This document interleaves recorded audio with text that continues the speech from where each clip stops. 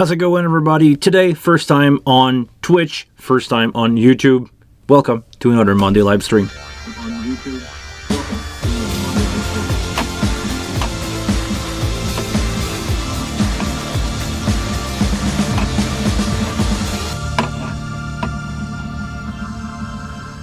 All right.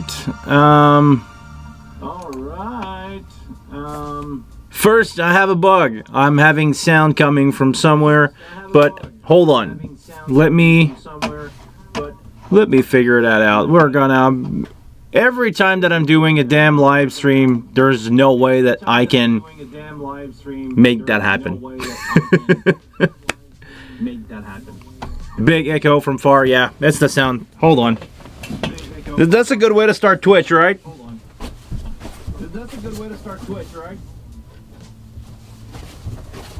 It should be better now. Tell me, please, people in the chat from YouTube, what you guys think. Is it better now? Is it... Doesn't make any sense. Is it good? Are we still double? Are we good with that? Better? Is it fixed or better? I just want to make sure, because for some reason, I don't know if this is normal or not, but I seem to have fix. All right. Let me see what's going on with Twitch. Is Twitch working? Anybody on Twitch so far? I'm having a hard time monitoring Twitch and YouTube at the same time. This is my first time. Please apologize, guys. This is something new. I'm running 2 chat, by the way. So if you guys want to do a chat against chat, Linus Tech Tip style, we could do that. But for now, I just want to make sure that we're live on YouTube. YouTube is good. YouTube is fixed. All right. Anybody on Twitch that can confirm that the stream is going good? Or actually, I can try to pull that up. And it's my first time on the platform, so I'm not really used to it. It's different than YouTube. If you're not used to it, it's a little different than YouTube. But I seem to be live. So, we're going to go on with that. And I'm going to say hi to everybody in the chat, like I always do. First, Buller, what's up? Patrick, bonjour. Bonjour, Patrick. Bonjour, la France. Bonjour, la francophonie. Dance of Dream, Nick, good to see you, man. We still haven't booked a date yet to do a Tech Engineers Talk episode 2. We need to figure that out. We need to text each other about that. Edwin, what's up? Anger77, how you doing? Rolf, thank you very much for being here. Someone on Twitch chat, what's up? How's it going, Twitch chat? Charlie's, is it good? Everything okay on the Twitch side? Did I miss anybody? Edwin, did I say hello? Yes, I think I did. You gotta do what you want to do it next week? Sure, we can figure out a way to do that next week. Fanny, allô. J'espère que ça va bien. All right. A lot of people here, a lot of people in the chat, some people on Twitch, and I made the color to match, by the way, because YouTube logo is red and Twitch is purple. So Twitch, YouTube, this is how the chat are divided for me. We gotta figure out how to do that. I don't know if there's many people on Twitch, and for a first time, I don't know. Actually, I don't know if you guys consume Twitch or not. To me, Twitch is a new platform in the sense of I've been watching YouTube video for about 12 years. It was a great way for me to learn. It was a great way to discover some stuff. Twitch at first was for gamer. Nowadays, it's a stream platform. People just stream about anything. There is no limitation on what you can stream on Twitch other than like being family-friendly content or close to family-friendly content. Basically just no adult stuff, even if some guys are on the edge. I'm not gonna venture into that. No OnlyFans for me. But yeah, Twitch is a new platform. Apparently, this is the way for a streamer to go. I've been streaming for 4 years here on YouTube.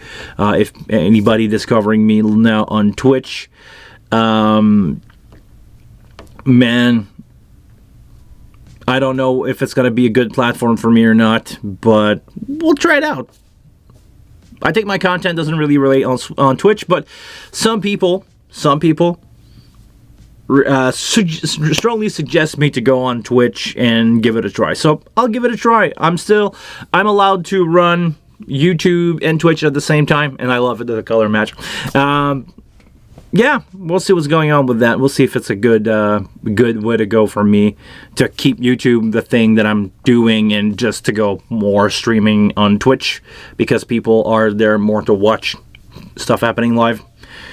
I don't know. Anyway, if you have any question about the Behringer Wing, or about anything that has to do with live sound, I have a Behringer Wing in front of me, but we can talk about anything else that has to do with live sound, because a sound console is pretty much the same at the end of the day. We have similar feature from one another. Of course, there is some specific from one to another, but the big line of sound is basically the same. Gain structure, EQ, compression, after that it's all flavor. It's like doing a recipe for it's like cooking, basically doing a recipe, and you can basically put the spice that you want in all the food that you want. So you guys keep tagging me in red on YouTube. Is that a new feature? I don't think anybody tagged me in red before. Let's see what's going on in the chat here. So I've been tied up with shop work. Favorite time of the year? Yeah, usually it's the downtime in most AV company right now. So, Patrick said, Guillaume, have you seen the NAMM HDR presentation video? Nice one. No, I didn't. Is there anything that I need to see about that? HDR 16? Interesting. I've been living under a rock for the last few days. I've been way too busy with work and stuff, and just catching up. I will definitely take a look at that video. I don't know if I can do it right now. I think for copyright reason I cannot do it right now, but we could probably watch that after the stream, or if you guys have any cue, we can take a look at that. Dawson Range, show me your EQ from monitors. Can you be a little more specific? Show your approach to what? To do monitor, to do in-ears, to do front of house. And the other question is, what monitor, what in-ear, and what PA, if we're doing front of house, are we talking about? Because there is many ways to approach those things. Funny enough, I had a call this week from a gentleman who was in look for maybe a basic or a confirmation of his work when doing monitors. Basically, it's the same thing that you would do for anything. EQ to something that makes sense. Gain structure, EQ to something that makes sense, and yeah. Actually, you know what, Nick? We can talk about that in our conversation. All you EQ stuff, because everybody's EQ seems to be all over the place, and most of the results sounds good. So let me see what's going on. Buller, I want to hear what can be done to the fan sound and temperature in the next 2 years. If anyone has a solution to what I can do about it for the wing. Are you having problem with your fan? Sorry, a lot of people are messaging me about fan recently. I don't know if it's a batch problem or about the full-size one, a new one, but a lot of people seems to have problem. I would say if you are in a situation where you can actually replace your fan, I would say do it. It's not gonna hurt. And just be careful, because I don't know, I'm not 100% sure in the full size. I believe the fan is located in the power supply section, so be really careful if you venture into that. But it should be, and hear me out, it should be an easy fix of like 1+ plug on a PC board and 4 screws. I could be wrong. I didn't change the fan on my full-size wing because my fan's been running just fine. Be careful. I don't want you to hurt yourself or to break something inside your console. Be aware that in most countries, if your console is still under warranty, sometimes it will void the warranty to have your console, being open and the fan being replaced. But yeah, just be careful with that. Just be careful with that. So Nikki said you don't use graphic EQ on Wedge. No, why would I? There is almost no reason in 2025 to use graphic EQ on speakers, period, PA, and monitors, because a console like this one, if I can change my screen, like this one, that has on every single output, let me grab the main just for fun, 8 full parametric EQ, because you can change the low shelving and high shelving to be full parametric. You can have 8 full parametric EQ on a output. If you need more than 8 cut on a monitor, there is something wrong. There is something wrong with that monitor. There is something wrong with the source. The singer is too quiet for the volume he wants to have in his monitor. The microphone or the source that you're using as a problem or problematic frequency. Because, let's be honest, if you give me a SM58 with a speaker, something reasonable. I have a CP8 from QSC that I should do a video about that. But if you give me a decent speaker, like a QSC CP8, which is not the highest range, but it's not like... It will be considered a good speaker. It has repeatable,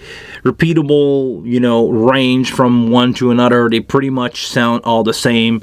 Not like the one that you have at Costco with a big LED in the middle. If you don't use those speakers, that will probably don't sound the same from one to another. That are really different. Even if you use those, actually with 8 parametric, you can probably get away with decent volume. And if you give me a SM58, a 8 parametric EQ like we have right here, I can guarantee you that me talking into that microphone, not screaming, but me talking into that microphone, I can clip the speaker, I can clip the power amp without having feedback. With 8 parametric EQ. I'm not going to get more than 8 feedback. If you start to have more than 3 or 4 feedback on a speaker with a static microphone position, I'm not talking about dropping a mic into a speaker, of course that will feedback. If you're pointing the receiving end of a microphone straight into a speaker, there is no way it's not going to feedback. Well, actually there's a way, but I'll keep that for later. Basically, yeah. I'm pretty sure I can do that with proper gain structure and just a parametric EQ and a decent source. I mean, if you have somebody that whisper into a microphone, there's a limitation to the amount of volume that you will get, parametric EQ or not. But actually, at some point, you're just lowering the volume. If you just drop down everything on a parametric EQ, you're just going to drop down the volume. So, what did you guys have to say? Alright, that's Boulder's question about the fan. Let me go check out the chat, because you guys are important. You guys are actually all there is about this show. If you guys are not here, there's nothing I can do. And thinking about the 4 years that I spent doing YouTube, it brings me back. We're sidetracking here. It brings me back to the day where the chat looked like the Twitch chat right now, where I have nobody or one person watching, and man, was it hard to start a stream, have 1 viewer, 2 viewer, and nobody asking question in the chat, nobody interacting. I feel like I'm over those days, like I start the stream and there's a few of you guys who are waiting for it. But man, it's hard. Man, it's hard to just like doing time with nothing. Like right now, we've been going on 15 minutes. We had a technical issue like always. So it's fine. It's fine. I'm gonna get through that. But man, you guys are this whole show. I'm nothing without every single one of you. Thank you very much for being here. Now, let's see what's going on here. Patrick said, I don't have issue with mine, but I just replaced it with a similar one, the silent one with a silent blade, something like a Noctua fan. Noctua, don't mix up with Hoctua, not the same thing. No fan in the wing rack, but you can definitely put one. There is a spot on there. I don't know if it's on all of the wing rack, but the one that I saw the inside of have a spot for a fan. I don't think it will be a bad idea to get some airflow in here. If you can. If you have the knowledge, if you confident enough, figure out a way to put a fan in there, I would definitely do it. I don't know if there is a header on the motherboard or on the board for the wing rack, but if you could, definitely put a fan in there. It's not gonna hurt. Some people ask me why. I would say, well, it's gonna be in a rack. It's gonna be maybe on top of amplifier. Just drop a fan in there if everything is there and if it's easy for you to do it. Edwin, I think about adding a fan to the wing rack. It's been pretty hot. Yeah, just do it. If you have the knowledge, and just do it. It's not gonna hurt.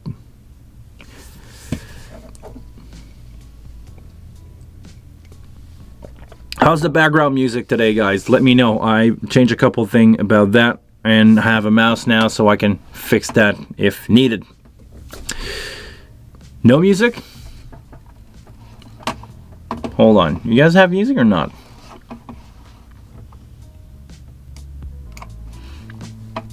No music, no music, no music. It should be on. That's weird.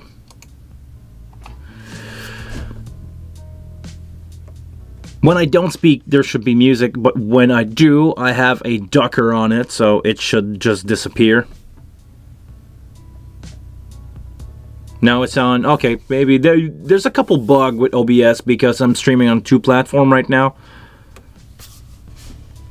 No music and that is fine. I just want, basically, Patrick, the idea of music is not to be annoying. It's just to fill the, like on the radio, it's just to fill the time where I don't speak. Like right now, if I want to take a sip of coffee, I don't want that to be blank. I just want, music that's slowly gonna raise up and just, fill the void.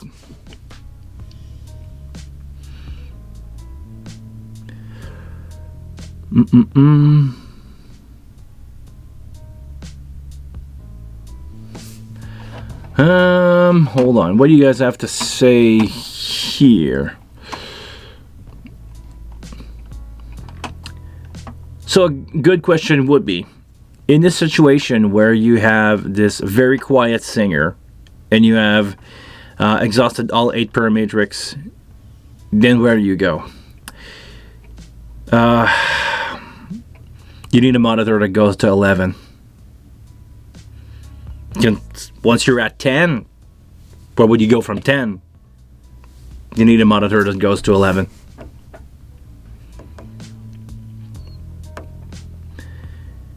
Should I acknowledge that reference or not?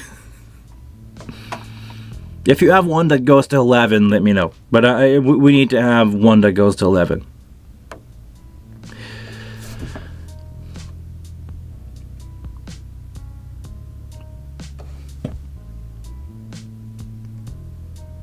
Oh, wow.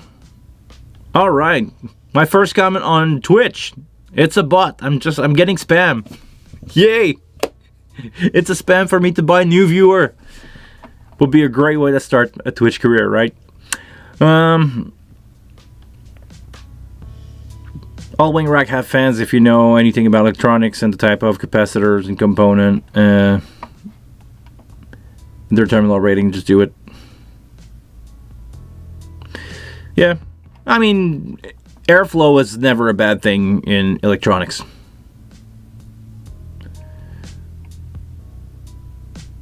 There's plenty of room for fan and extra UPS. Okay. Extra PSU output. Okay. I don't know. I didn't check that out.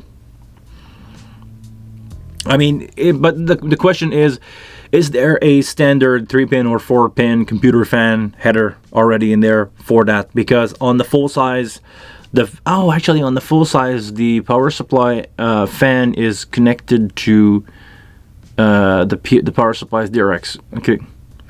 Oh, there's a Molex in there? Okay, if there's a Molex in there, you can definitely figure out a way to put an adapter to get a fan in there. I need to do it in the compact.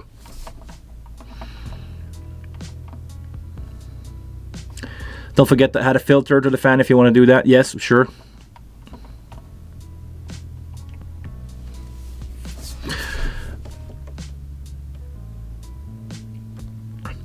My 6DMX lamp I'm mapping right now sounds like jet engine. Well, you need to buy the good one, Robert. You need the one that are air cooled. The good old Colorado 123 do not have a fan or not that loud.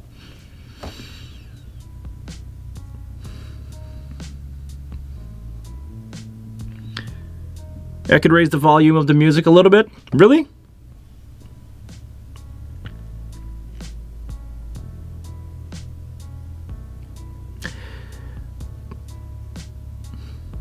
So I believe. Okay, well, I will need to check that out because I have a video coming out. Hold on. I have a video coming out where I'm gonna show you guys how to install a Dente card inside of a Wing Compact. I still need to do it for this one. I actually have a card because I want to do a second video. Maybe we can brainstorm about that. I would love to have you guys' opinion on how I should build that video. I bought this card on eBay for a few $100s, so basically half of the price that I would pay for a Behringer card. The catch is, I don't know if this is compatible with either the Wing or a Yamaha card. I'm crossing my finger here. It could be I could have wasted a couple $100 just buying this because the Brooklyn 2 card on this thing is really good, but I need a way to push the firmware to it.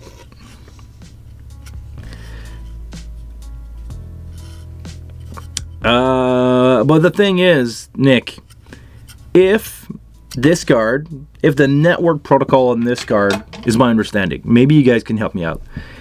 If the network lane on this card are different from the one on the Wing or from the one from the, do I have the other one to have the Yamaha tray somewhere? But basically there's different option for network communication on these cards, and they are firmware dependent. So I cannot, if this is not talking the same language as the Wing, I believe Soundcraft is using the same thing as the Wing, because I've used, the first time that I've taken a Dente card and put it inside a console was a card coming from a SI, I believe SI2 card. Dropped it into the Wing, it worked. I didn't know anything about it back then, if it would work or not, but I have no information about this one.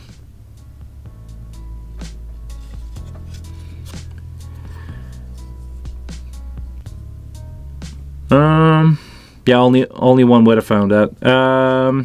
Robert, I've used the original Wing Dente card or Dente Caddy for updating the wrong firmware, but can you actually have a card, let's say like one from a Yamaha, and drop it inside the Caddy? Because I don't know if it's gonna work.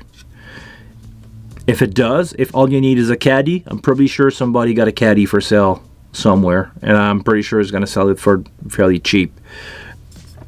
But I don't know if it's the internal protocol that need to have the card speaking the right thing, but yeah, I'm just gonna need to drop it inside the console and try it. If it fire ups, I can do the firmware update and having it talk to the wing, and I will have saved a lot of money. But basically what I want to understand is there many different protocol for those Dante card? And there's no information about that on the web. I did a quick Google and the quick Google search, and there's nothing. Yes, 95% confident that you would drop any card on a Wayne Caddy and it should work. Okay, interesting.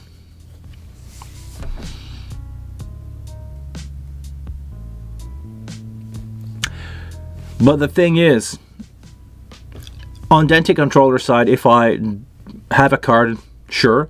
But if the internal slot is not talking to the network,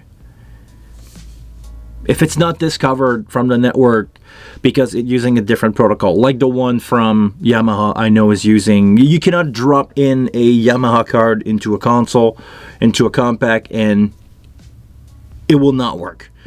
Because basically the network port are not going to talk to the network, so you cannot flash it basically. So I would need on something like this to have a beautiful Brooklyn card, and I don't have the unit that this is coming from. I don't even know what that is, but that card, if it cannot be dropped inside the console right now, I don't have a tray, so maybe I will need to buy a external tray and drop it into the console, or maybe I can do it from the Yamaha. I can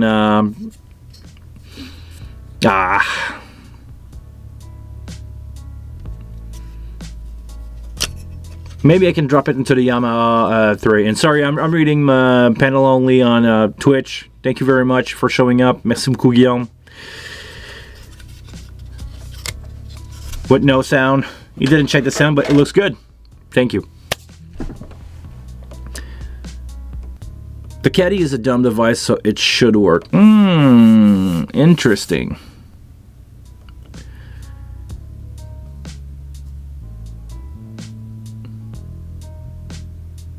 Also, yeah, really interesting question here, Nick. Can the Caddy work for a Wave AOIP card? Theoretically. It should? Okay, interesting. Rainer. Hi. Other topic, tuning the PA system. Pink noise, reference song, both. How much time do you plan for? Haven't found my workflow and happy to have any input. Actually, it depends on the situation that I am. Soon I'm gonna do some fly-in gig where I'm gonna fly from Montreal in the morning. We're gonna end up in Winnipeg. Flight is at 7 in the morning. We go there. Sound check is at 2. We are kind of limited in time. Same thing when I'm traveling from far to go do a show. I do as fast as I can, and pink noise and everything is really good to check like system at first. Funny enough, I was thinking about that just before the stream.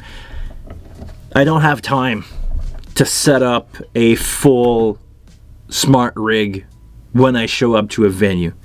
I don't have 45 minutes to set up a rig, get my interface going, get a microphone placed on a stand, run a cable. I don't have that. I have about 5 minutes. So what I do, I go reference song. I go to the front of the house. I go reference song. And to be honest, most PA now are in really good shape.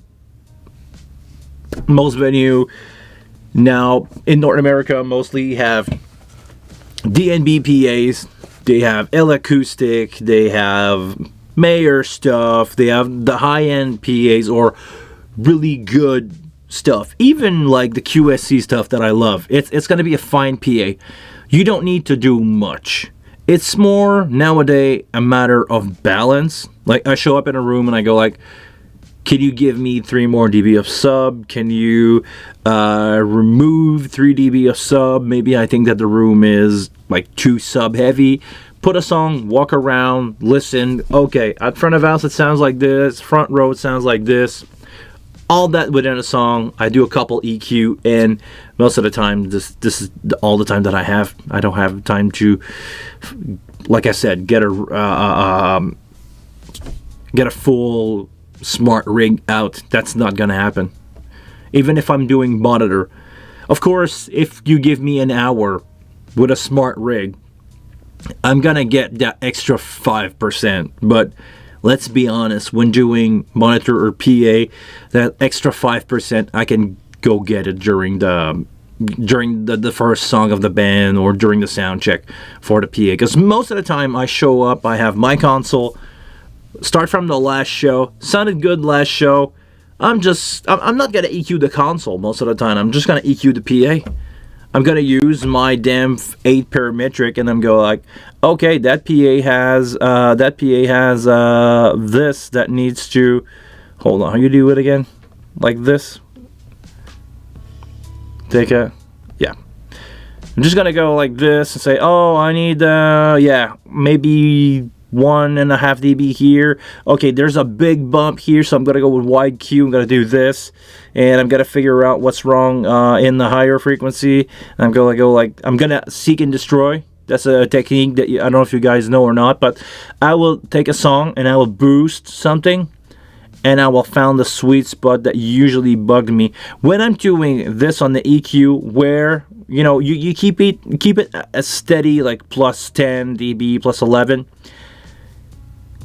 When you're gonna reach the spot in the PA that is really aggressive, it's gonna go like, it's really gonna put emphasis on that. So I'm just gonna go like this and doing like a couple of EQs by here and find the sweet spot that really bugs me, and probably end up with an EQ looking similar to this.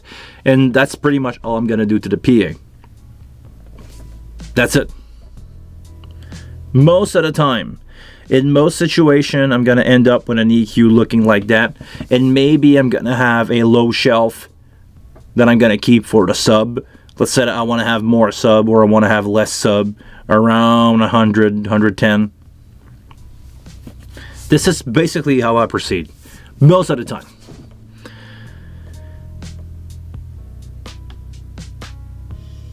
Wait, have you done a pinch on an EQ that work?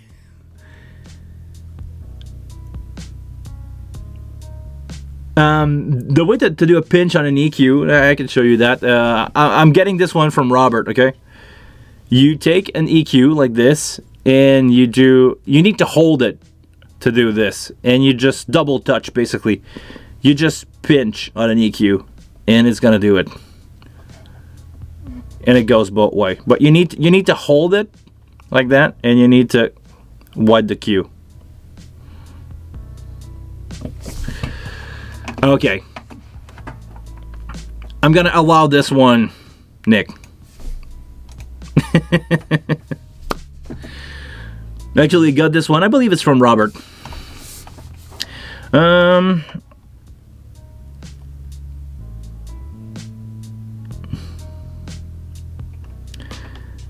Edwin, one way to EQ the monitor, hold on, I'm gonna bring that back in. One way to EQ a monitor is pointing the mic at the wedge and make it start feedback. Look at the EQ meter and watch the bands, see what is feedbacking, and pull them out. Yes and no. Yes and no. I understand what you're talking about here, but you will feedback at higher frequency if you have, and do I have a 58 around here? I used to. Hold on, I want to do this the proper way. Let me get a 58.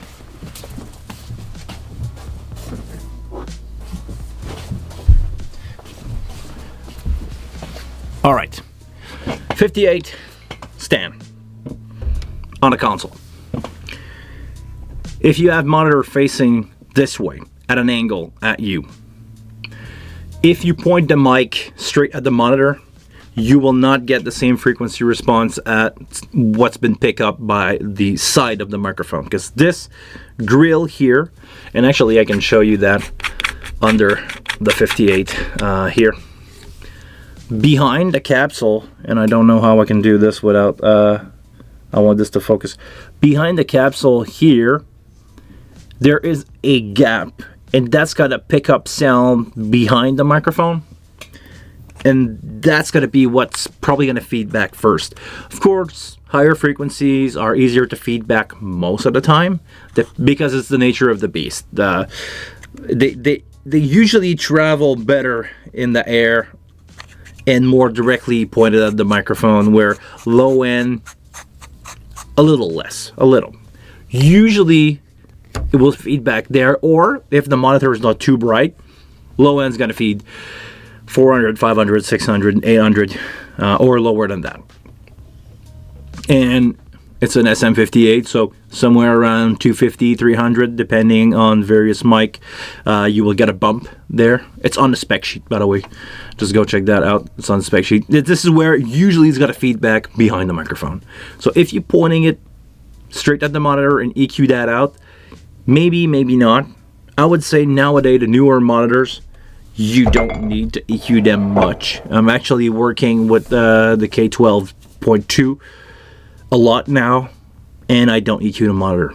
I just EQ the microphone because the singer is running a really particular setup where he has one in-ear and two monitor. So I need to have a compromise for the microphone that sounds good into the in-ear, into the monitor. But I find that the K12.2 sounds really similar, really flat to what you will get into the in-ears. So yeah, one EQ is kind of working for both, but I would say not point the mic directly at it. Go to the mic, make its feedback by itself, have somebody come in front of it, try to have somebody cupping the mic. I have actually a singer who's playing harmonica. When they play harmonica, they want to do like this, so they kind of cup the mic a little bit. So have the mic cup a little. It's going to feed back around 1K, 800, maybe 1.2, in that range, in that really middle range. It's got to feed back there. Get rid of that just a little bit, 3 to 6 dB, and it should be fine.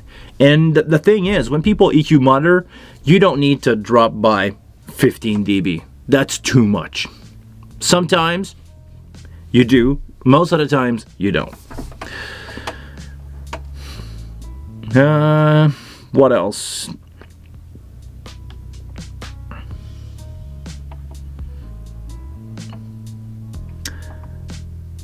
Question from Nick: how was your first show on the Compact? I had mine yesterday. Oh, hold on. How was your first show with a Compact? Had mine yesterday for a big wedding ceremony. Sounded amazing. Actually, it went fine. I did monitors for a band. Actually posted a video on Facebook with that, where I have my full rig with the Compact and the DL23100. Man, it was awesome. I was starting from a show from the full-size wing, so really easy to get going. Funny because on that band I have 12 channel of drum. After that I have mostly all the band on the other 12 channel, so it was really easy because most of the time drums don't change in the in-ears, and after that I was just writing fader for everybody from one page. So really awesome time. It sounded amazing. Everybody was happy. I did a run of 3 show. The third one, I'm pretty much nailed. The console is not going to move much from show to show from now on. You know, minor adjustment on different room if we have really bad acoustic, really bad stage, especially in the summer during festival. You know, we're going to end up under, I don't know how you should call those, but basically metal roof over a concrete slab, theater-ish, outside theater. It's basically what where I'm gonna adjust the console. But other than that, for indoor venue that are mostly acoustic treated, yeah, the console is pretty much set. All the EQs and level are done. Everything's got to move maybe 1 or 2 dB depending on the gig and how, you know, human perspective change on that day. But other than that, it's done. Sorry, I'm having a hard time catching up with the chat here.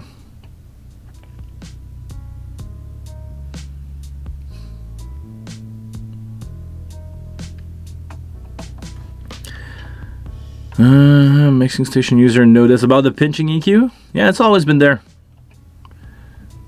I didn't create anything. It was there.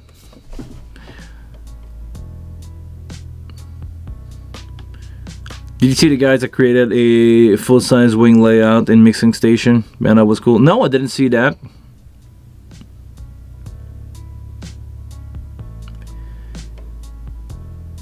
I know someone on TouchOS, actually a friend just sent me a meme of a guy doing I believe maybe 40 inches screen, touchscreen, to do a console on a show. It's basically, the console is there, I think it's an SQ, but he's got an SQ there, and after that, in front of it, he has like a big 40 inches screen. Basically, if you want to do like I did for the touch, you know, the touch like this, he was doing something like that. It's stupid. I mean, it worked, but I don't need the screen to be that big. If you're not blind, you don't need the screen to be that big. The wing screen is more than you need. It's big enough. Okay, I'm curious to check that out. Let me. I never tried to click a link on here. Okay, it's showing me the Facebook page, but it's not working for me. Okay. I cannot watch link when you guys are I cannot watch links that you guys send me when I'm streaming. Maybe for a future video. Maybe Twitch is usually better to do that. So maybe we can start to do that on Twitch. If you guys are interested in that. You'll send me a text. All right. I'll check that out. Thank you, Nick. All right. Sorry, I'm catching up with the chat. Anything else that we missed today? Anything? What's going on? It's been NAMM since last week. A lot of stuff happened. A lot of stuff happened that makes me happy. And I just before I went live, I had a really enjoyable conversation with a friend of mine who's working for Shure. And I'm gonna get... Oh, actually, hold on, Nick. One step at a time. Yes. But the thing I'm interested in is the new kick drum mic from Shure. The new Nexodyne kick drum. They look amazing. A friend of mine was at NAMM. He's a rep for SF Marketing. And they are the distributor for Shure and other brands here. And he basically told me that they don't just look awesome, they apparently sound awesome. There's a three-pack for snare tom and floor tom. Apparently for the floor tom, usually what I'm doing with floor tom, I'm using kick mic. I'm using a Beta 52, I'm using a 902 from Sennheiser to get, you know, the size of the drum. Because the 904 or the smaller mic, they don't pick up that low end. Apparently you don't need to have a bass drum mic on the floor tom. You can just do it with a tom mic. Same for the snare, works really good with those. Is it I don't remember the number, but the one that finished by 4? Is it the NX4? I believe the number 2 is for the bass drum, so basically the kick drum mic. The 4 is for the tom and floor tom and snare, and the 7 is the same capsule but on a flatter, and also basically you can do it for you can do the same thing for guitar. But I believe the tom and guitar mic is the same capsule, just one with an angle coming with a mount to rack, basically on rack tom, to mount on rack tom. And the other one is flat, so you can put it on the stand to mic up guitar cap really close to the grill. They look amazing. I really want to know more about that. The other thing that is a game changer, and the vocal mic, I didn't try it. Not yet. The other thing that is a game changer to me, and I'm probably going to purchase those. Shure just released the SLXD Quad, so it's 1 rack space, 4 unit, from the SLX series, which is a really good unit, and they now have the option to have bass that include Dente support. To me, it's a big deal. I'm running a lot of corporate gigs, Dente, and it's so much easier to have a single network going in a wing compact, jumping from one bass to another, instead of having to deal with 8 XLR if I have 2 units. I've been doing this with my ULXD for years now, and I'm planning on buying the SLXD from Shure to replace my 8. Actually, I have a pack of 8 ULXD, 8 handheld, 4-pack switchable, 8 receiver, 8 handheld 58, 8 body pack with the Beta 53. This is what I'm usually using daily or weekly, I should say. Almost daily, but weekly. A few times a week, this is what I'm running. And for the amount that I can get for my ULXD, I'm probably going to sell both of my ULXD system to anybody who wants them. It's a really good kit, but I don't need, the downside of the SLX is the amount of frequency that you can use. They're not made to go, that system is not made to have more than 32 frequency. Usually for me, it's not going to be a big deal. I know for some people it's going to be a big deal. 32 is not enough, but for me, I'm more than fine with that. So for what I do, I'm going to switch out my quad receiver, transmitter, all my microphone, all my charger, batteries. I'm using the Shure batteries and charger. Work amazing. To me, they worth the money. So I'm gonna switch all that. All my microphone are for sale. If you guys are interested, you can leave me an email below. We can work out something through eBay or Reverb if you want to purchase international. I don't mind. But yeah, it's gonna be a new. The new thing for me. I'm gonna go with the SLX Quad. In a 1U rack. I love it when I can have a 1U rack with a little pouch, having my microphone, my charger, all my batteries in there. Leaving the home with just that 1U rack is amazing. So yeah, we'll see what's going on with that. Edwin, I just bought the 421 compact. How do you like it? I wish I would have waited for the Shure. Look into the artwork stuff. The artwork stuff is amazing. Artwork don't make bad microphone. Period. But the compact, the 421 compact, have a lot of bleed. Yeah, and that's kind of the purpose of that mic. You put 421 on a drum on the studio, and they pick up the whole drum, basically.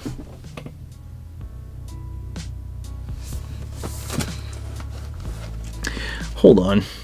I thought I was in Do Not Disturb mode, and I'm getting a lot. I'm getting a lot of notification here. Just want to make sure everything is okay. Everything is okay. You guys send me a lot of reel and stuff on Instagram. That can wait. All right.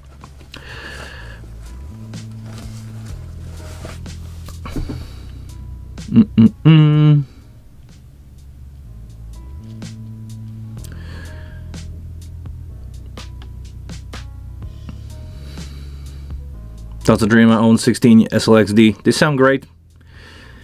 Just like the QLX, or actually the ULX sound as good. Maybe they have a little less range. But for the kind of stuff that I do, for the kind of corporate event that I do, I don't do singers much with my microphone. I'm good. Apparently a ULXD quad receiver will work with any transmitter. Probably true. Very wide range. But if I'm selling my full system, I'm just going to get rid of my ULXD altogether and call it a day.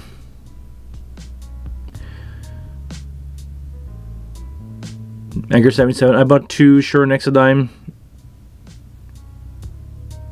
Got them all the beta. Okay. I'm curious to try the Nexodyne. So far, I mean, the 58 has been a really good weapon for me. The Beta 57 also have been a good weapon for me when it comes to get some stuff down. Doing nailing monitors have been really fun with the 57A, to be honest. It's really, really easy to set a monitor really loud, and because they don't pick up much noise around them, love them.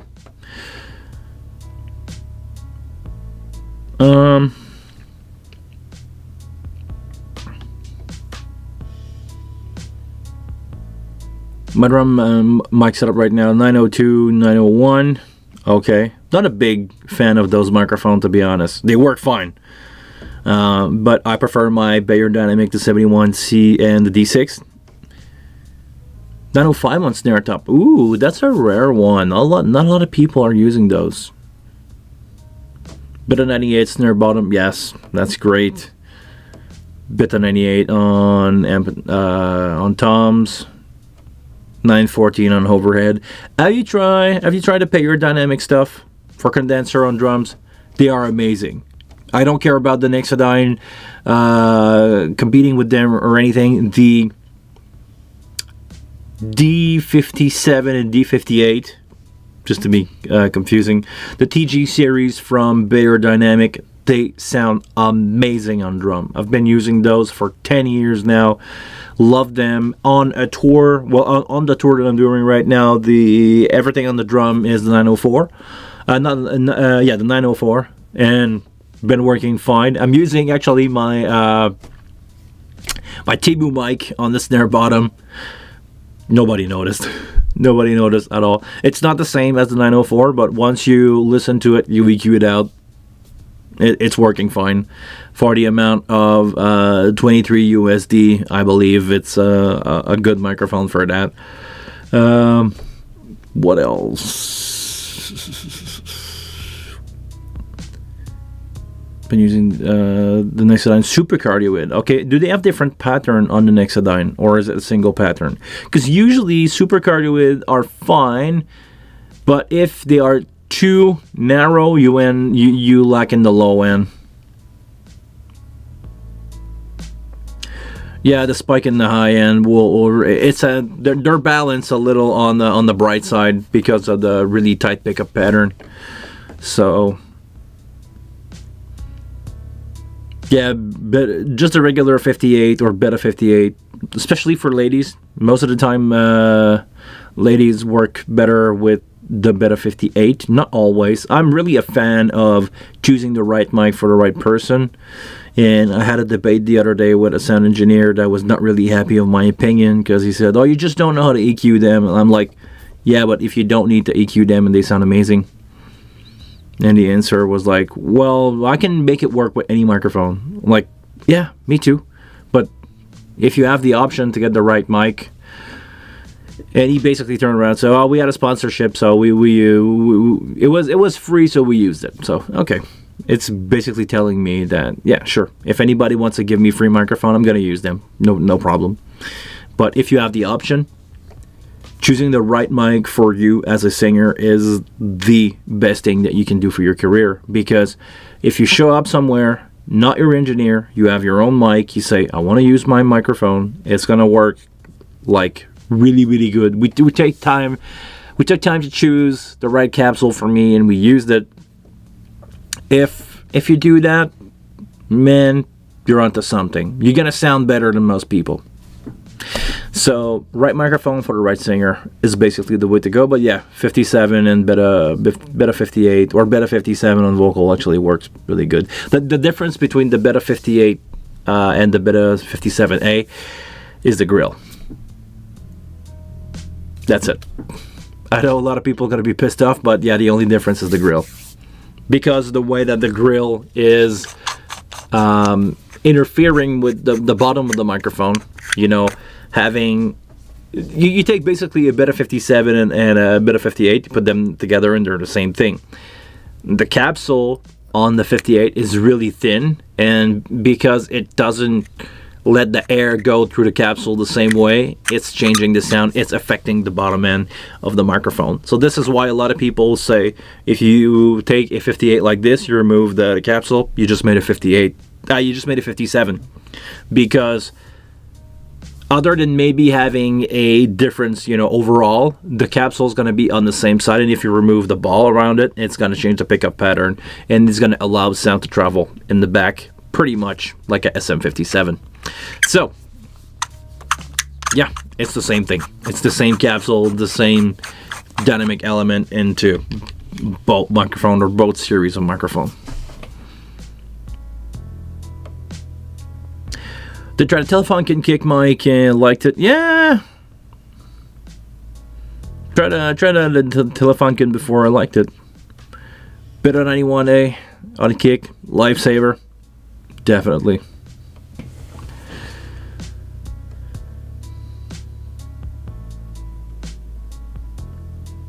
Rob, you just bought a couple of Beyerdynamic, the D58. Yeah, awesome microphone. You cannot go wrong with them. They sound seriously amazing. The clip on them hold on anything. If you add a snare with a wood rim on it, that is not, easy to clip mic. Awesome. Great, great, great mic.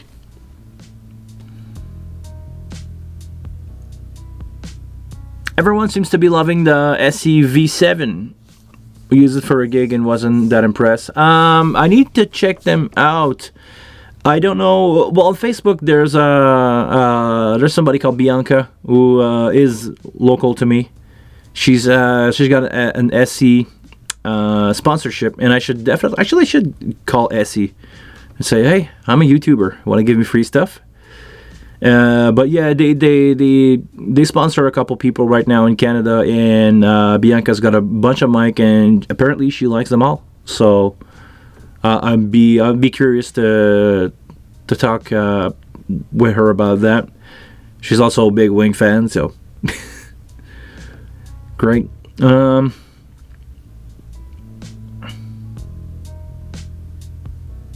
I don't know all the difference between all the SE stuff. It's a territory that I've never ventured into much. M81 Telefunken for snare, yes. Not a fan. Definitely like the 421 on snare. I never tried that, honestly. On snare, I've tried the Beyerdynamic mic, which is awesome. Works great. I actually got a couple gigs because of those microphones. Because they sound good. The drummers like their snare sound into those mic. Somebody, I know for sure because somebody told me, like, oh, it's the best sounding snare that I ever had in years, if not ever, and would you like to be our sound engineer, basically. But I've never tried a 421. Mostly it's 57 and the Beyerdynamic, the 201. And when I say Beyerdynamic, I'm talking about the D57 and D58 clip-on mic. The TG series, the touring grade series. Back in the day, they used to be called the Opus series, when Phil Collins was advertising those on his drum. And they revamped the series. They called it the TG for touring grade. And awesome microphone. I got more than 10 years of use out of mine. Some of them are beat to death. Some of them got hit by drumstick a couple times and they're still working. My D71C kick drum, the plate, awesome microphone, love it. Sounds great. It's a great balance between having a 52 and a 91 inside the kick drum, so you can basically alternate between the two, no problem. Well, actually, it's the same result, like alternating between the two. So awesome. The Behringer 19A. Funny enough, I tried it for a few brief moments on a kick drum, and I was surprised. It seems to be working really good. No rocket science there. It's just a small, for those of you who don't know, the Beta 91 is a Beta 98 capsule screwed down on a plate. So it changed the pattern a little bit because, hold on. Just a 58.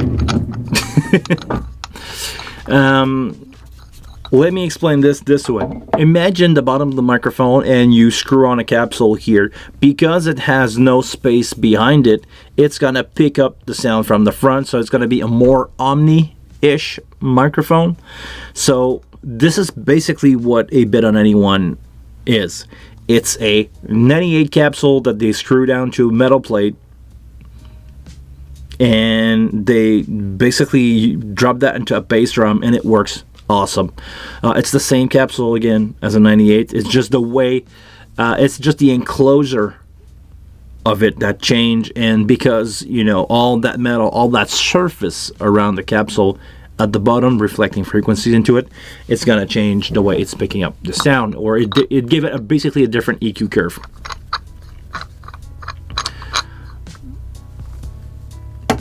V7 is almost a standard for all live band around here. Oh, okay. Really getting popular then. I really like that. I'm always willing to try new stuff. The SE stuff seems to be awesome. If it is, cool. If people liked it, cool. I mean, sounds evolve. We all, or ear change, we hear something new. It changed our perspective. We're in a live show. We hear something and it's going to influence or taste in music. And think about it. We just talk about, you know, bass drum mic for the last like 10 minutes. Nobody mentioned the AKG, the 112. I was about to say D12. No, it's not the same thing. The D112 kick drum microphone. It used to be the go-to mic. Nowadays, not that popular anymore. We don't want that mid-range sounding microphone. We want that heavy metal, scooped, big, Black Album, Metallica kick drum. You know, the Injustice for All album from Metallica changed the way that a kick drum could sound. I'm not gonna say that that album sounds good. Maybe let's go with the Black Album. That Bob Rock kick. We want to have that Bob Rock kick because we all heard it and we're like, oh, we're blowing away by that. So we have a shift, you know. Yeah, the D12, the VR it's not the same microphone. The 112 from AKG is a kick drum mic. You're talking about the other one, Rob, which is different world. Nick, had a gig in Switzerland. House company show up, put E-tape around the grill of SM57. It became Omni. Was causing the guitar cab feedback. Yes, because again, where did I drop a SM58? Let's go back to this example. I love it. We talk about live sound today, or tools. This microphone that can probably get in focus if I'm doing this. It has a gap here. The reason why it's a cardioid microphone, it's because of the gap here under the capsule. If it doesn't have any gap, if you hold it like this, it becomes an Omni mic. Same reason why it sounds like crap when you cup a mic, because you don't have any sound or really shorter amount of sound going in the back. So, the way that a microphone has been used and abused, like on this one, I'm going to try to raise that capsule here a little bit. I can do it a little bit. I just change. I've raised, you know, I almost double the gap here. I just change the way that this microphone is going to sound and the way that the mid-range and the rejection of the microphone is going to be picked up. So if I put it back at where I believe it should go, now it's back to being stock and it's going to be more looking like the graph. But I can probably, actually I can use this mic and probably do a pink noise test. Like I'm grabbing the capsule here and I just put it really far out. and I can try it basically double like it is right now. I don't know how well you guys can see this. Let me try to do this. It's really far out, and if I drop it back, it's, you know, not the same height. Maybe it doesn't show on camera, but I'm pretty sure that giving it a 1/4 of an inch of distance here in the back is going to change the pattern to be more omni and basically bring back some low-end frequencies into that, because the fact that we have low-end frequencies hitting the back of the capsule, basically canceling itself out, is going to change the way that the low end is picked up by this microphone. And that's pretty much like the basic of changing around the same capsule into different microphone. I'm pretty sure the Unidyne stuff is working the same way. I'm pretty sure it's the same capsule on most of these microphones, and because we are having different, you know, mounting system to them, because we have different space behind the capsule, it's going to affect the overall sound.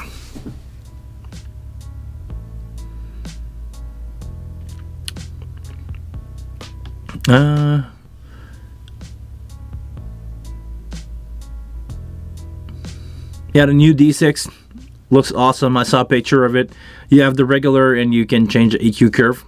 I believe the maximum EQ is the regular D6, and you can just basically bring it back, because the D6 really has no mid-range, but it has a really scoop mid-range to get that heavy metal, that really heavy kick.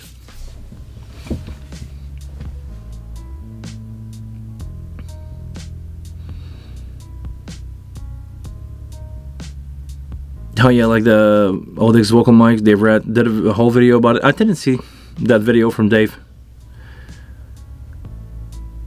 When they get wet and they totally change sound wise. Yeah, of course, because you have more mass to move. Like if this element, and I don't know how many times I can unscrew a 58 capsule, but if that element here, like this is foam, you guys can probably see this. This is foam, and if that element is getting wet, it's going to let a different amount of air going in and out, which totally makes sense. If the foam here is really, really wet, it's dense, there is water molecule in here, it's not going to get, you know, higher frequencies go through, or not as easily. Funny enough, what I'm doing here, on a show, a really popular artist here in Quebec, used to be known for his spectacular drinking, and he's basically a rock star in every way that you can imagine. Like, he's been known to do illegal stuff and drinking a lot, and people that comes to a show that want to hear him sing, because he sings really good, but the guy's filling out places, he's running good, and they have budget. And because they have budget, they have people that can do thing for them, because they have budget to hire them. Because the guy's a big drinker, every couple songs they would replace his wireless mic. They have 3 lead vocal, copy paste, exactly the same thing. But because the guy used to be an alcoholic, or actually I think he is, but he basically quit drinking now. But the guy was running a 3 mic alternating, because they would take the microphone every couple of songs, maybe do 2 or 3 songs. When he's go out for a drink, you take the mic, you replace the head, or you replace the mic basically, and you have somebody backstage with a hair dryer blowing hair into the capsule, drying it out, drying out the microphone, and rinse and repeat to the whole set. Every 2 or 3 songs they were alternating the microphone, because the guy was like, you know, spitting, he was like getting sweaty, a lot of moisture around the microphone, so every couple of songs they would swap the mic. Well, I mean, when you're at that point, I would say you probably have a bigger problem to deal than just swapping out mic. But basically, all that to say that moisture content in the air, moisture around the microphone, is going to affect the sound. It's true for your 58. It's true for your every mic. Every time that you spit too much into those things, you're basically blocking the airflow with moisture, with water. I'm going to say water. you're basically adding a filter in front of your microphone. Dry it out, come back to life. So, yeah, definitely. I can probably destroy an SM58 and, or actually I could take a 58, drip that into water, just drip the capsule into water, and after just putting it back on and give it a try just to do that. But it could be an interesting video to do this with an SM58. Like how dry do you need your SM58 to be for them to work right? I can do like a half fill capsule, just like touching it, maybe dip it all the way in, and yeah, it's a great video idea. Actually, it's going to be time for me to do a big announcement here. Not Twitch. Twitch is a different thing. Twitch is a different thing. But I think I can publicly say now, it's been a couple months in the making. Sorry,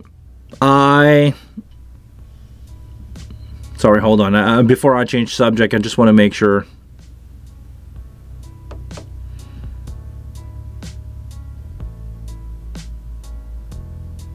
that all the subjects are covered. I just want to make sure that we're good here. Work for Behringer? Nope, not at all. It has to do with work, but not working with Behringer. I probably don't see that happening. To be honest, working with Behringer, maybe a collaboration on some stuff, but I don't think I will work for Behringer.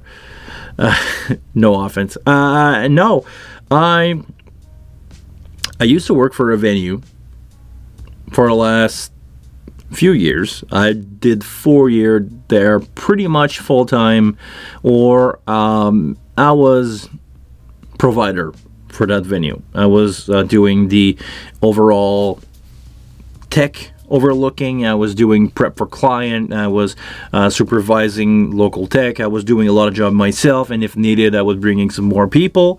And that venue, really good for them. They wanted to expand. They wanted to open up a new room to do more conference at the same time. They hire somebody to do some more booking, because the venue basically want to be booked 364 days of the year, 24/7.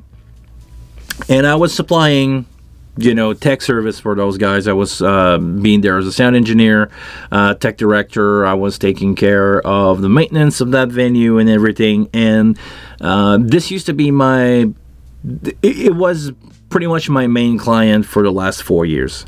And last week, on January, mid-January, not going to be too precise with date here, I told them that as much as I like to work with them, the way that they were going is a little too much for what I can handle as a business. I don't have any staff available, to be honest, to fulfill the growing demand of technical needs that they have there.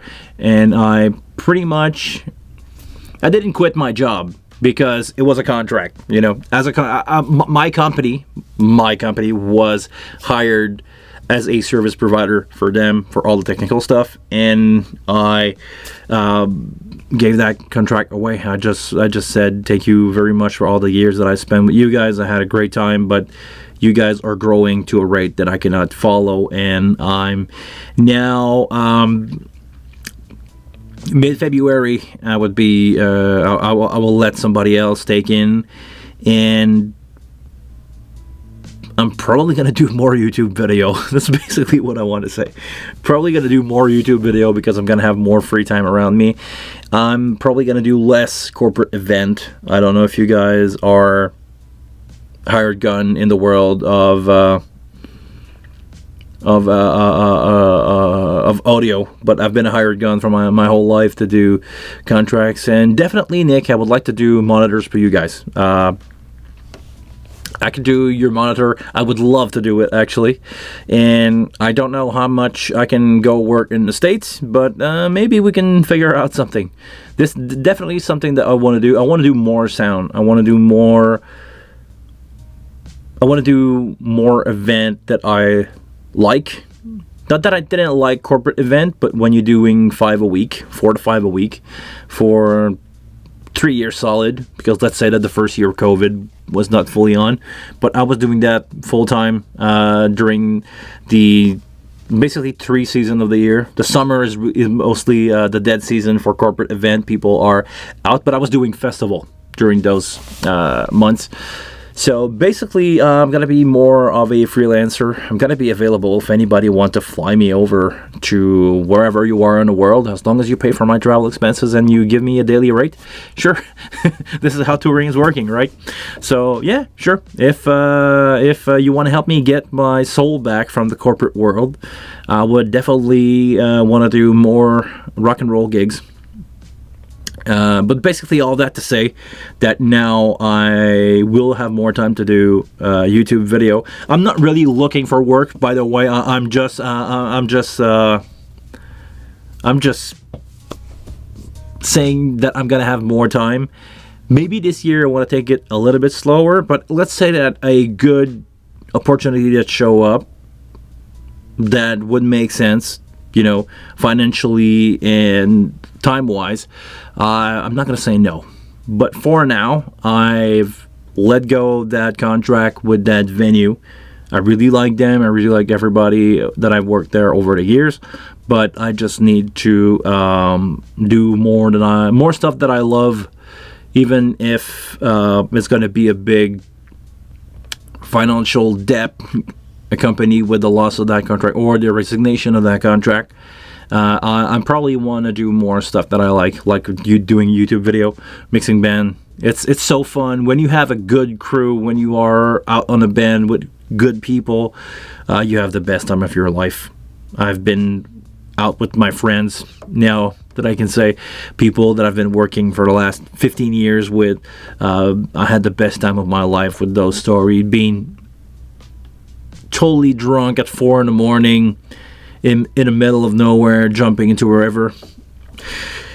Fun story time. I'm always there for those opportunities. And if an occasion show up, if somebody out there is serious about doing something, a tour, or wants to hire me to do whatever, to go to your location and give out Wayne Compact lessons, I'm your man. I wish I could do Slayer.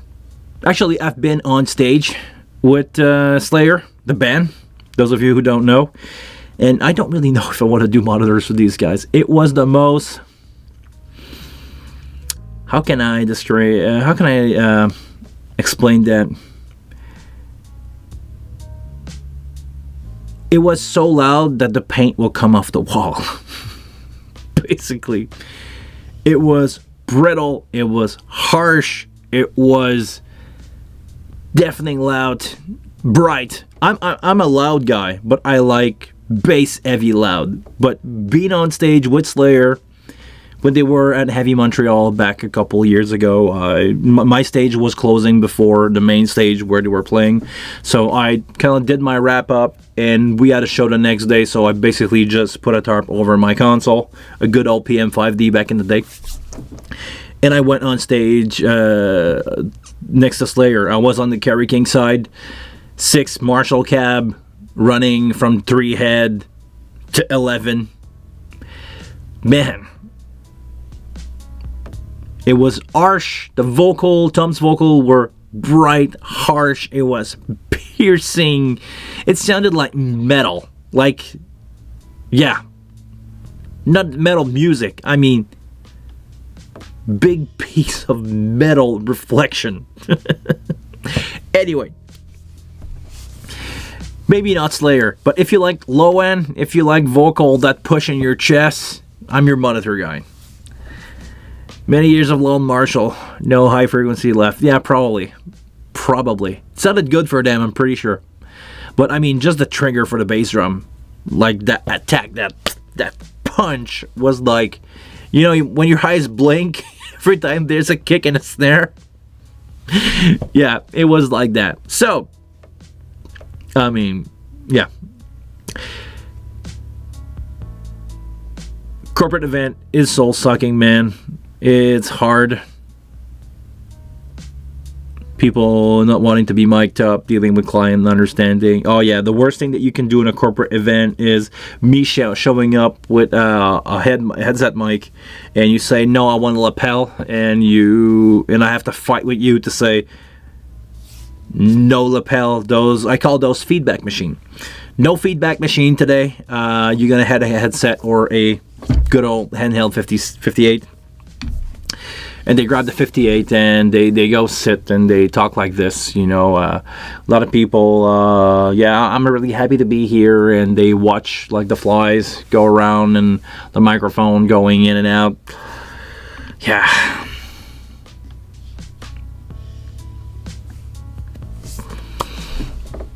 Yeah, no more corporate for me. Not for now. I need to take a little break of corporate event. Actually, I'm doing I'm keeping a bunch of client that I have for corporate event. So some of those things are not going away, but my daily bread and butter, Now I need a break from corporate event. I don't mind doing a couple, but all the 24/7 email answering and talking with client at 11 at night for the event next day for microphone change, while I'm in bed and I try to catch 4 hours sleep.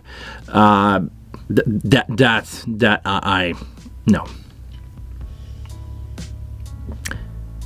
We need to start getting these Marshall players to get a new Marshall JCM 800 Studio. Actually, funny enough, I'm looking for one right now. I'm looking at a DSL-1 head, and I'm looking maybe for a DSL-5 combo, stuff like that. This is the kind of funny Marshall head I want to have just for fun, because I'm still playing guitar just for fun. And I'm probably going to play some more. Now that I have time, now that my soul can do something. So maybe background music will eventually be me playing. Because right now I'm doing loops in Logic, with the new AI player in Logic. This is what the background music that you're hearing is. But eventually I plan on doing more drum, bass, and guitar.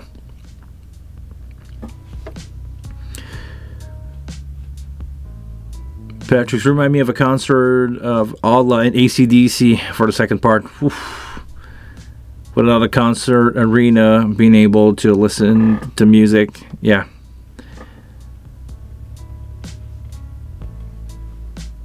In 82 or 84. Yeah. A lot of guitar player. Well, AC/DC is really cool. But the fact that Angus is still to this day running like 20 plugged in Marshall cab, man, it's loud. It's freaking loud. I don't know why they have like mic on an amp somewhere, because I know there is a couple of those mic'd up for real. But I mean, when you kick the boost on these amps, they probably like Plexi Marshall to 11 for real, no master volume cranked to 10. It's really, really deafening. I had that actually. Somebody show up in the bar. I don't know if any of you guys know a guitar player named Steve Hill.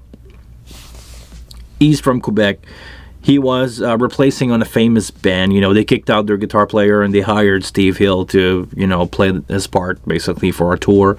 And he showed up with a Plexi Marshall, no master volume, and he said, well, this is how I play. And I was like, it's a bit loud. He goes, oh, sorry, it was not done. And he literally, I kid you not, grabbed his hand and did this on a Marshall Plexi, opening up his guitar volume. It was feedbacking on the guitar from everywhere, but he really played the show that way.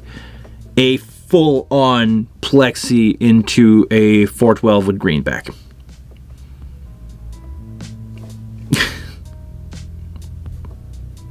I don't know why anybody would do this, but yeah, back in the day, you guys in Europe didn't have sound limitation. Here in North America, nothing official yet, to be honest. Some venue have limitation, like everything at the big park in Montreal has 95 dB limitation. 95 dBA. Yeah, we have the same thing. In downtown Montreal, the Jazz Fest and Les Francopholies de Montréal have a limitation of 98 dBA, which is a little better, if you ask me. I believe it's 80 dBc and 98 dBA, or the other way around. I don't remember which one, but it's pretty much the same thing. 98 dB. It's to the point where I'd say it's fine for a concert. If you go see, it actually depends on what you see. If you go see Adele, 98 dB is more than fine. If you go see AC/DC, 98 dB is not enough. If you go see Metallica, it's not enough. Depending on what you're watching, basically. It's not a matter of limiting. Actually, the worst thing that you would do is limiting yourself in a situation where you have a volume limitation. Be as dynamic as you can be, within reason, of course. But the way that it's measured, if you're more dynamic, it's going to help you sound bigger. 94A now in France. Man, I would have a hard time with that. 110 in Denmark makes more sense, to be honest. 110 peak on an event is loud.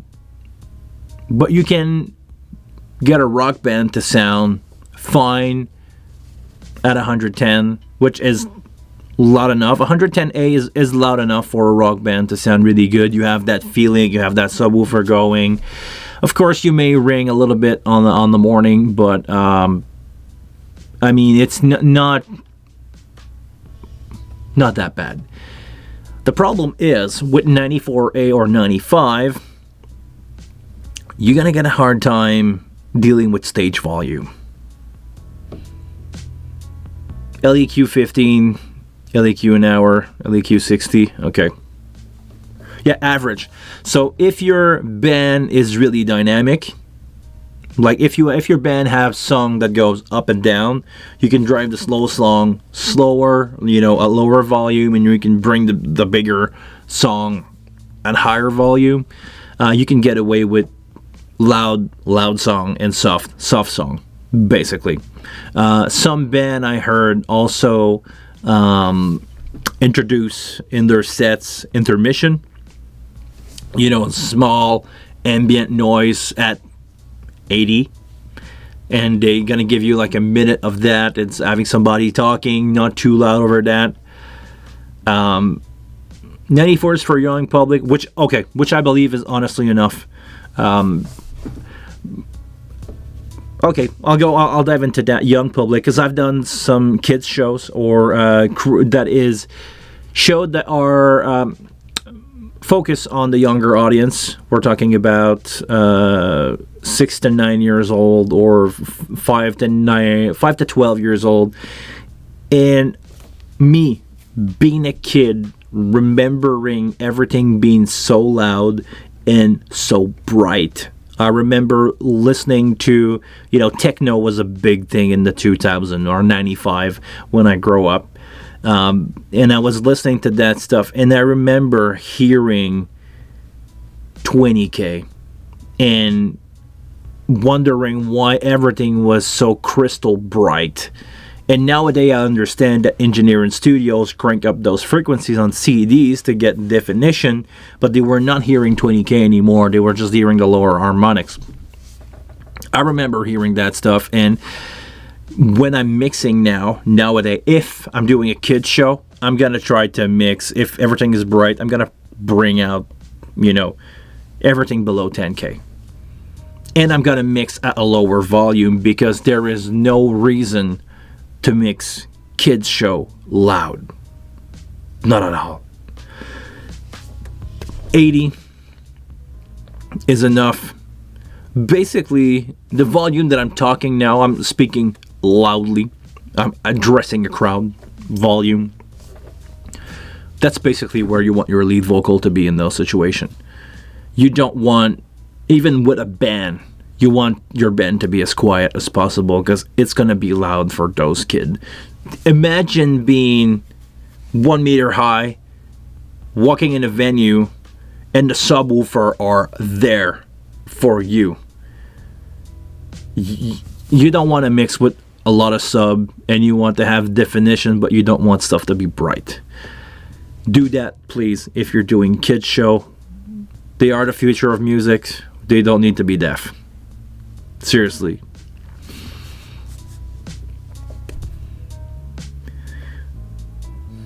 Yeah, Mr. Funball.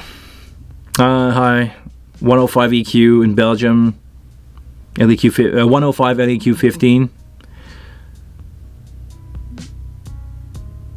Okay. 95 in theater. Makes sense. It's a little on the low side. I understand that physiologically it's a good number, but for having fun, it's a little on the low side if you ask me.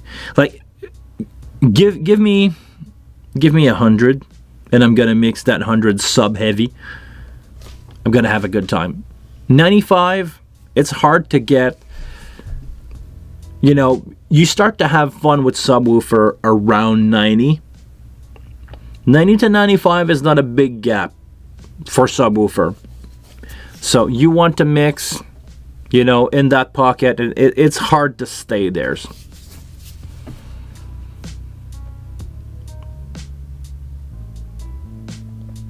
Some numbers showing me I got something to learn a lot. Maybe a dedicated video about DB, DBA, LEQ or so. I don't know if I'm the right person to do that, because I understand those, but I don't fully know the subject. I believe not enough. I can tell you quickly what it's about. So, DBA or DBC is two different ways to measure sound. One with subwoofer, one without subwoofer. I believe one is 12 dB per octave curve at 15. I always mixed up DBA and DBC. I believe DBC is the full range. DBA is with that EQ curve slowing. Actually, I'm going to do it for you guys. Doing from 500 and lower, so it doesn't take in account the sub or less. It does, but less. And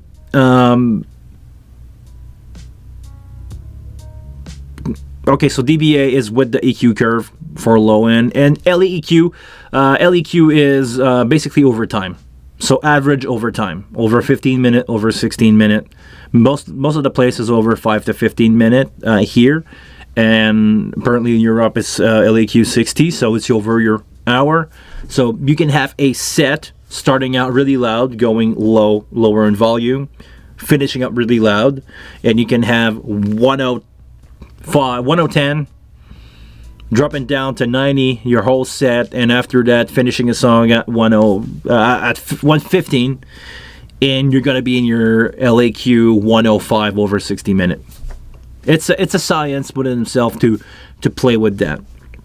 We can talk also about DBLUFS, which is an average volume over time for TV and radio. It's another thing that I kind of know how to read, but I don't know the subject enough to teach it or to talk about it. Basically, it's your average volume peak versus your average and your dynamic range over time. That's going to tell you for TV or for radio if it's too loud. Because your dB peak is one thing, but your average, all the lower from the lowest to the highest point. If you basically take a pink noise and send it like a brick, it's gonna be no dynamic. If you have somebody talking, because I'm taking pauses here, it's gonna lower my average over time. My peak's gonna be the same thing because I'm peaking right now. I'm sending volume to you guys at -0.3 dB.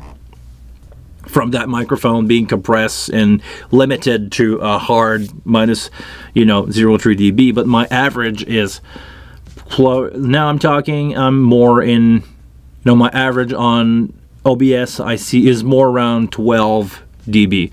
So I believe for broadcast, I could be wrong, but I believe for broadcast an average of LUFS 12 with a peak of 0 is pretty much the way to go, or 12 dB of dynamic range. That's about where you would go, but my peak right now is at 0, but my average is lower than that. So that's basically it. But I'm streaming on the louder side for sure. Maybe a little too loud. All right. Well, I just saw what time it is, guys. I'm gonna have to move on. I have a appointment that I need to do for a client, a corporate client, in a few minutes. So it's been a really fun time with you guys today. Seriously, the more it goes with those live stream, the more fun that I have. We talk about a lot of cool stuff. As always, we have some really great discussion here. So guys, until the next one, I want you guys to please take care of yourself. I'll see you all next week on Twitch and on YouTube again. See ya. Send me the link, by the way, Patrick. Send me the links, guys. Send me the link on Facebook. See you guys.